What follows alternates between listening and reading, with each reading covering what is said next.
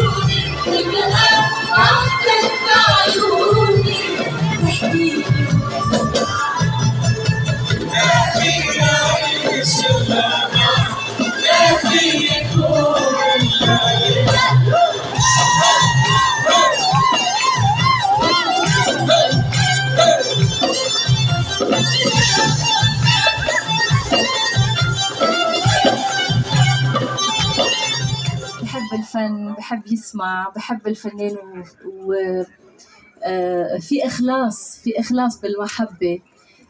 اليوم رجعت لمست ورجعت عشت هيدا الشعور عن جديد بعد 8 سنين. كتير سعيدة إني عم شارك بهالمهرجان الكبير، مهرجان عريق. شكرا أكيد على حضورهم وعلى دعمهم وعلى محبتهم. دايما هيك بيحسسونا بمحبتهم وبإخلاصهم، دايما بحسونا إنه لازم نعطي أكثر لحتى نضل فيه هالتفاعل وهالمحبة المتبادلة أنا وياهم. وأنا ما كان شي غريب علي أبداً. أنا أول ما بسمع إنه جاي على كرتاج بالذات دغري بفكر بهالجمهور الحلو الرائع. بقول أنا قطع 8 سنين وقبلهم كان في يمكن 15 سنة، صار في أغاني أكتر، صار في ريبرتوار أكبر. دايما بقول شو بدي غني لهم، هن بيحبوا كل شي، بيتابعوا، بيسمعوا. حبي مش حرام، الحرام وسنين حياتي وعشقيني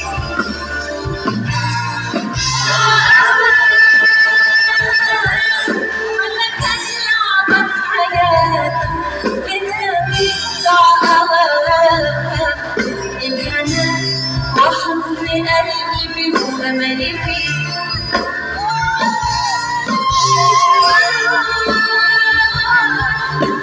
شو بدك تختاري حبي ليك مش حرام، الغرام وسنين حياتي. 8 سنوات. اليوم نانسي عجرم كنتي نسمة لبنانية هبت على المسرح الروماني، فأنا عشت جمهور كرتاج. اليوم كنتي وفية لطقوسك القرطاجانية، كاريزما عالية، حضور ركحي وأتلالة موفقة. قبل أن أحيل الكلمة للزملاء أقول في 9 أوت 2017 قلتي أخاف الجمهور التونسي ويربكني تفاعل الجمهور التونسي، فهل زال هذا الخوف وهذا الارتباك بعد هذا اللقاء؟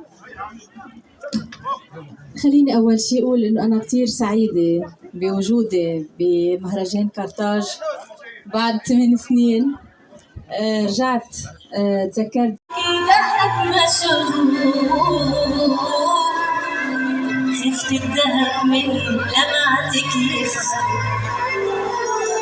إني الحكي بيتوب عن قلبك الدافي، إني العشوق مكبوب بضل مش كافي، انتي ربيع البيت انتي تحشار، يا شمعة بالليل يا ضحكة النهار، إني بلاك العمر شو صعب مشوار.